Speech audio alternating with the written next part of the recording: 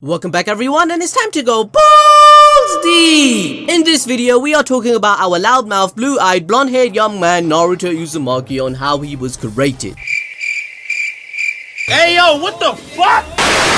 Yeah, before you be immature, type in the comments, well duh, anime balls deep! Minato obviously went balls deep into Kushina and busted all kinds of nuts. That's how he was created. Bruh. Well, in this video, this will help you flex on your friends, so please stick around as I am going to explain how the conceptual idea of Naruto was created. In terms of how Kishimoto came up with this idea from the very beginning to end up with an anime that we all love. This will be a series on the channel where we cover how the anime we watch get created, by the way, basically showing fans another perspective that they may not have known. If you enjoy this type of content and want to learn how My Hero Academia was created, for example, please watch the video being displayed to you after this one. It will be in the pinned comment. With that out the way, let's cue the intro.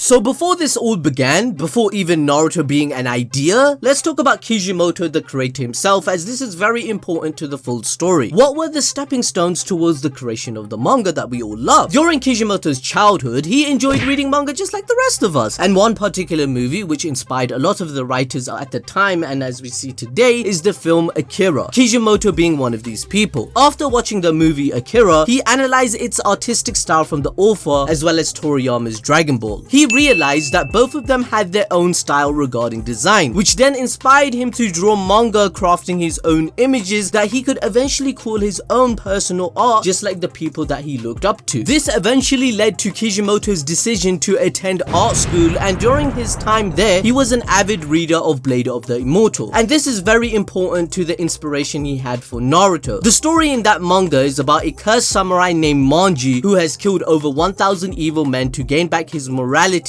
after doing so many evil deeds in the past. This manga was a pivotal point in his life as it's one of the stepping stones that led to the creation of Naruto. Because of this manga, Kishimoto studied the page layouts, action sequences and techniques, which later helped him develop his own style, which we eventually see, read and watch in Naruto. For example, one of the major selling points of the Naruto manga that no one can deny is the fantastic action shots, which makes the martial art shine through seamlessly with great detail. Everyone can have their own opinion on the quality of the series overall, but one thing that cannot be denied is that the fight scenes are top quality. Mwah, very good. For example, taking a look at this scene in terms of how Kishimoto's work in the manga can be adapted into anime. It's fantastic.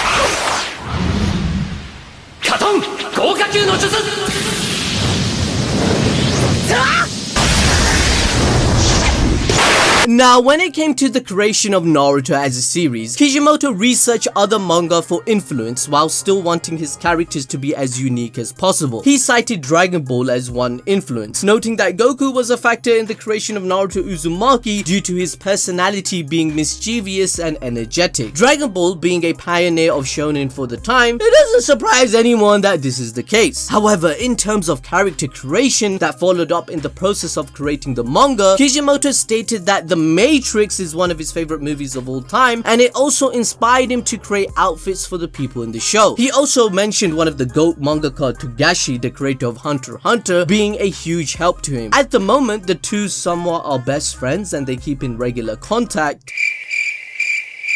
Alright, I'm just waiting for someone in the comments now. Naruto just copied Hunter x Hunter. His Chunin exams is just like the Hunter exams. Sasuke is just a copy of Killua. But wait! Actually, the development of Sasuke Uchiha's character was influenced from the manga literally called Sasuke by Senpai Shirato. In fact, the reason Naruto is an anime revolved around ninja is because of the original Sasuke manga. Kishimoto wanted to create a ninja manga, which didn't fit the standard standard mode of what a ninja is perceived as. He wanted Naruto to be unique. Quoting Kishimoto himself, he said, "I had a sort of defiant attitude from the outset. This idea that there was no need for a Japanese writer to do a story on something as Japanese as the ninja. I mean, look at my protagonist Naruto. He's got blonde hair and blue eyes. Sure, shinobi means the art of stealth, but I never thought this was a reason to cloak my main character in the shadows. He wears an orange outfit, behaves flamboyantly, steps forward and proclaims his name. I wanted to create a pop manga that turned standard concepts of ninja on their heads." Now, before Naruto was created, around 1995, Shueisha released Karakuri, which was a one-shot created by Kishimoto that earned him an honorable mention in the Hop Step Award of 1996. However, he was left unsatisfied with his following drafts for a follow-up for that manga. Thus, he decided to work on other projects rather than following on that success. This new project was a manga that we know as Naruto, and in the very first conceptual draft, it was going to feature Naruto as a chef where he would work with an older man who owned a ramen shop. Naruto would be a young boy that would come by to interact or help this man. Although Kishimoto doesn't really exactly remember the details at this point, this draft involved a really mixed bag of stories with the message and idea for readers to straighten up their lives together with emotive plot elements that will make them feel emotionally attached to Naruto. However, this didn't even make it to print or succeed. When he showcased this draft of Naruto to his publishers, they told him the story is way too far from what they wanted and that it didn't fit the Shonen Jump series. As a result of this feedback, he decided to create the name Naruto and the ramen concept which we see in the anime series. It all originated from this experience he thought of. After this hurdle, Kishimoto then created a new draft of Naruto, which developed into a one-shot manga. He revised his approach in creating a shonen story by studying Dragon Ball, as he enjoyed reading it as a child himself, as he was obsessed with it. So he thought to himself, I need to create a show like this. This is when he created the idea of Naruto. But ninjas were not involved at this point. Instead, it was yokai demons. Naruto, as the main character, was originally a fox, which we know as the Nine-Tails Kurama, who could shapeshift into a human being. In the initial manga pilot of Naruto, Kurama, the Nine-Tails fox who attacked the ninja village, was Naruto's father, and Hiruzen, the third Hokage, was actually the chief of the village. He was the only survivor and had taken pity on Naruto, who had taken a human form. Hiruzen allows Naruto to live in the village in the original one-shot draft. Now, after this one-shot was published in the summer of 1997 in Akamura Jump, it received a lot of positive feedback. However, Kishimoto, the creator of Naruto, he still felt unhappy with the art and story. So this is the eventual turning point which made the series we know as Naruto into a ninja story concept. This is why the original Naruto pilot follows the same principles that were later adapted in the original manga, but was revised to suit Shonen Jump magazine even better. There are quite a few influences within the Naruto series due to Kishimoto learning and emulating from other people. I mean, this is what it means to be a writer. Everyone is influenced by someone or something. For instance, the creator of Naruto has mentioned the likes of Takeshi Kitano, Quentin Tarantino, Jackie Chan, and even Michael Bay as influences to the series. Now, you're probably wondering, what the heck? Michael Bay influenced Naruto? With what? Well, obviously the guy loves explosions, and Naruto has a lot of that.